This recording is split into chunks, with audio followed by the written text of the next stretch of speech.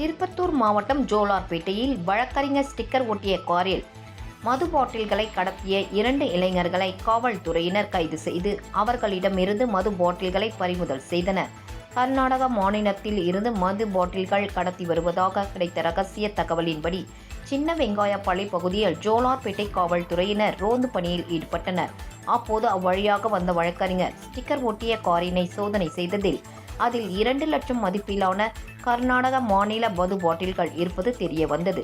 இதனையடுத்து புல்லானேரி பகுதியைச் சேர்ந்த நவீன், சின்ன மூக்கனூர் பகுதியைச் சேர்ந்த ஆதித்யன் ஆகிய இருவரும் காவல்துறையினர் கைது செய்து அவர்களிடம் இருந்த மது பாட்டில்களை பறிமுதல் செய்தனர்.